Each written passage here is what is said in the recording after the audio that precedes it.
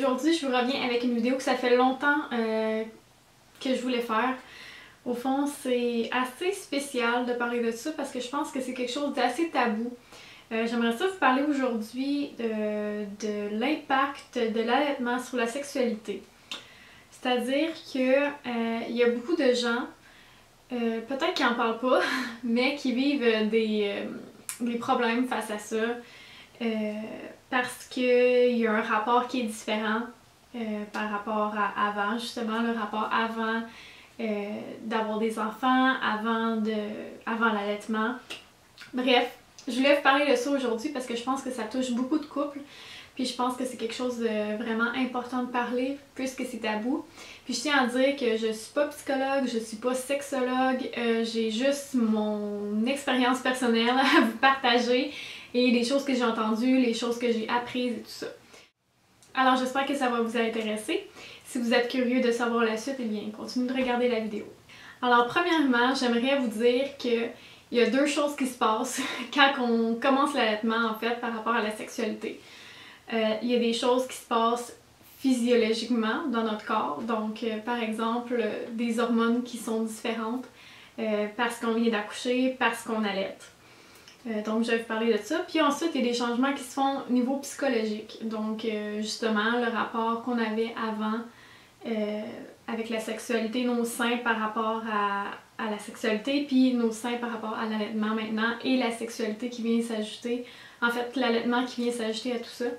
Donc, puisque dans notre culture, les seins sont synonymes de sexualité, c'est certain qu'il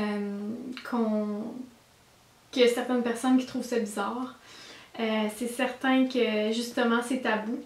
C'est certain qu'on a tendance à penser que c'est de la chair au lieu que c'est comment je pourrais dire ça? C'est pas un aliment pour un bébé, là, mais je veux dire c'est son moyen de se nourrir finalement. Donc il y a tellement de points de vue qui diffèrent par rapport à ça que je pense que c'est important d'en parler. Alors premièrement, j'aimerais ça vous parler de ce qui arrive quand on vient d'accoucher. Donc qu'on allaite ou pas, ce sont des choses qui arrivent à toutes les femmes qui viennent d'accoucher. Donc premièrement, suite à l'accouchement, il y a une énorme baisse d'hormones, en fait de deux hormones en particulier, qui est la progestérone et l'estrogène. Ce qui vient faire en sorte que notre désir sexuel descend, notre lubrification vaginale est aussi diminuée de beaucoup, voire en totalité pour certaines femmes. Donc déjà là, ça vient faire un énorme changement au niveau dans notre vie sexuelle. Et en plus, à cause de ces baisses-là, au fond, il peut y avoir un amincissement de la paroi vaginale, donc ça peut être douloureux avoir des relations. Où je veux en venir avec ça, c'est que peu importe qu'on allaite ou pas, c'est des choses qui vont arriver après l'accouchement. Puis en plus, pour celles qui ont eu une épisiotomie, qui ont eu besoin de ventouses, qui ont eu besoin de points, justement de sutures à cause qu'ils ont déchiré ou peu importe, tu sais, ça ajoute ça aussi au fait que c'est inconfortable pour les premiers moments. Si en plus, c'est pas lubrifié, puis en plus, bref, vous voyez genre. Donc ça, c'est les petites choses que je pense que les papas peut-être peuvent oublier de temps en temps. Mais déjà là, c'est un énorme choc, cette baisse d'hormones-là. Donc juste garder en tête que oui, ça va revenir, je veux dire, à la normale, mais que peu importe que tu allaites ou pas, il y a cette petite chose-là qu'on peut pas changer, que c'est comme ça, puis regardez, la baisse d'hormones est là, puis voilà, on n'a pas le choix de faire avec. Ensuite, la deuxième hormone dont je veux vous parler, en fait la troisième hormone dont je veux vous parler, c'est celle qui est produite lorsqu'on allaite. Ça s'appelle la prolactine. Ce que ça vient faire, en fait, c'est que ça vient favoriser le lien maman-bébé, favoriser l'attachement justement entre la mère et l'enfant. Et là, ce que ça fait en fait, c'est que le besoin d'amour puis tout ça, il vient être un peu comblé par l'attachement qu'on a avec notre bébé. Donc nous, on est là, on allaite notre enfant puis tout ça, et notre conjoint est dans son coin tout seul, puis ça ne nous dérange pas de pas être collé, tu sais, vous voyez genre. Ok, je mets ça extrêmement, justement à l'extrême, je mets ça à l'extrême, mais c'est juste pour faire une vision une vision qui peut être réelle, je le dis, là, ça peut être comme ça dans la vraie vie. Ce qui peut faire en sorte que le conjoint se sent un peu délaissé, puis qu'il sait pas trop comment voir cette situation-là. Ça peut créer de la jalousie, parce que ben, le sein est plus à lui, parce que on colle moins, parce que notre désir il est comblé, nous, avec le bébé. Reste que la prolactine est sécrétée lorsqu'on allaite, puis que c'est très normal et qu'on peut pas rien faire, je veux dire, elle va être sécrétée quand même. Alors, première étape. Là, je veux pas décourager personne avec leur vie sexuelle et l'allaitement, parce que si je peux parler personnellement, ma vie sexuelle est très satisfaisante, puis vous pourriez le demander à mon conjoint, puis je crois que ce serait la même chose qu'il vous répondrait, du moins je l'espère. Mais personnellement, ça m'a jamais touché ce côté-là En tout cas, je vais vous en reparler plus tantôt. Mais tout ça pour dire qu'il y a ces hormones-là qui se passent et qu'on peut pas rien faire. Je veux dire, ça arrive tout seul, c'est comme ça dans le corps, donc ça arrive, ça arrive. Ensuite, ce qui peut être différent, donc c'est les changements psychologiques qu'on va avoir. Donc, comment qu'on voyait le sein avant, qui était plus un attrait sexuel, qui est maintenant un sein nourricier. Donc, qui est plus là pour nécessairement avoir du plaisir dans notre vie sexuelle. Par exemple, ça se peut que le papa, comme ça se peut que la maman, voit les seins comme non, c'est barré, je veux dire, les seins c'est pour le bébé, puis on touche plus à ça, puis genre, on n'est pas capable de détacher la maman.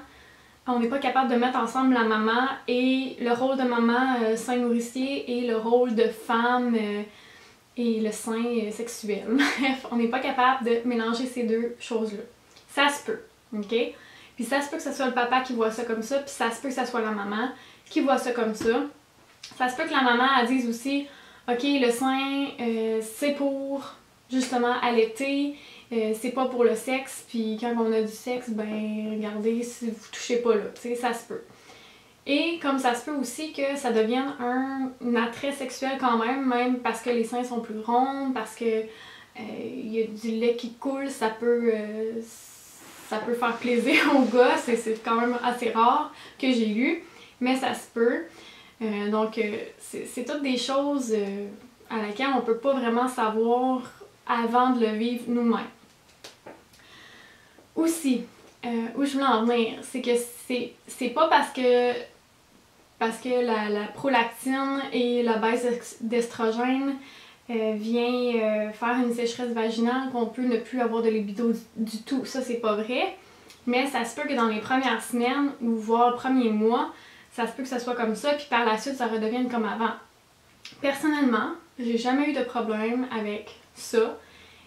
Que j'allaite pas, c'était la même affaire, j'avais aucun changement. Donc pour ce côté-là, j'ai vraiment été chanceuse parce que j'en ai pas eu.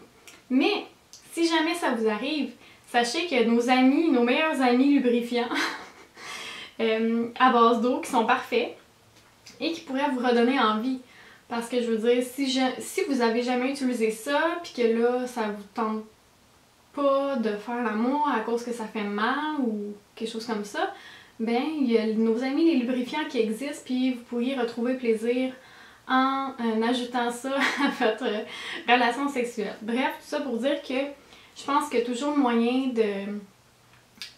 de trouver une solution, dans le fond, à nos problèmes.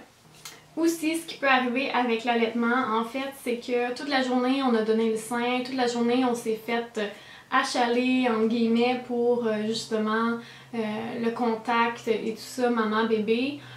Ça se peut qu'à la fin de la journée, vu que nous, notre désir, il est comblé, notre désir de caresse, notre désir de toucher, tout ça, est comblé. Donc ça se peut que quand le bébé dorme, on ait juste envie de non, regardez, moi, je veux mon espace, je veux ma bulle, je veux faire mes affaires, ça me tente pas.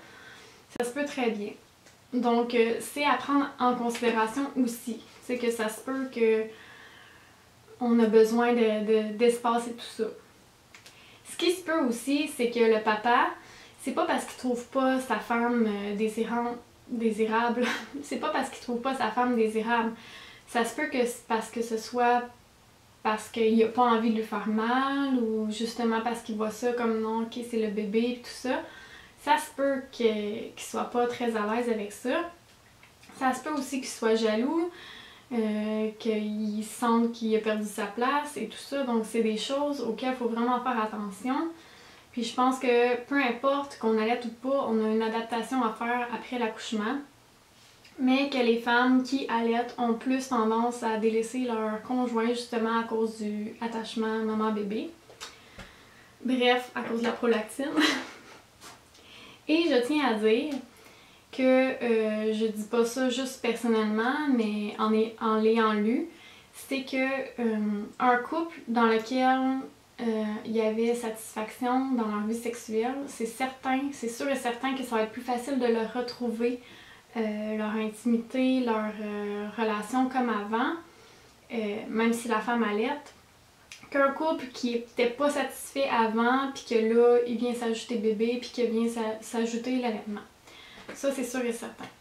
Donc, c'est tous des petits points à faire attention. Si vous voulez, je pourrais faire une autre vidéo pour vous donner des trucs pour vous retrouver, justement, celles qui sont mamans à la maison, ou celles qui ne voient pas beaucoup leur conjoint, ou celles qui ont plusieurs enfants, puis qui ne savent plus où donner de la tête pour trouver du temps avec leur conjoint ou quoi que ce soit. Je pourrais vous donner des petits cues. Des trucs que j'utilise qui pourraient vous plaire aussi. Donc je sais pas si c'est quelque chose qui vous intéresse, mais si oui, laissez-moi vos commentaires. Ou si vous avez des demandes aussi par rapport à ça. Donc mon but dans cette vidéo-là, c'était vraiment de vous parler de pourquoi la sexualité est touchée, pourquoi ça se peut qu'on ait moins envie, pourquoi ça se peut aussi que le papa ait moins envie, puis tout ça. Je vous ai pas donné de trucs en ce moment pour comment régler ça, mais je voulais juste vous amener sur la table les faits comme quoi c'est pas juste parce que ça va pas bien dans le couple, mais ça peut être parce que justement la nature fait les cours des choses, genre les hormones, on peut pas les enlever quand même que, je veux dire, ils sont là, ou ils sont partis, vous voyez, c'est comme des choses qu'on peut pas vraiment régler nous-mêmes parce que ça se fait de façon naturelle. Mais il y a d'autres choses qu'on peut régler justement, si je parle de lubrifiant, si je parle de se laisser des moments seuls avec le conjoint, tout ça. Prendre le temps de. Et je l'ai déjà dit dans une de mes vidéos, je crois que c'était la sexualité et la grossesse, mais l'appétit vient en mangeant et c'est pareil pour la sexualité, je crois. De se faire des petites attentions, puis de se donner envie aussi. De faire attention à nous, de faire attention à l'autre, de se donner rendez-vous. Quand même que c'est dans la maison à 22h le soir, c'est pas grave. L'important c'est vraiment de se retrouver. Puis de profiter justement des moments qu'on est tout seul avec son conjoint. Donc sur cette vidéo extra longue, j'espère que ça vous aura plu. Puis on se dit à très bientôt. Au revoir.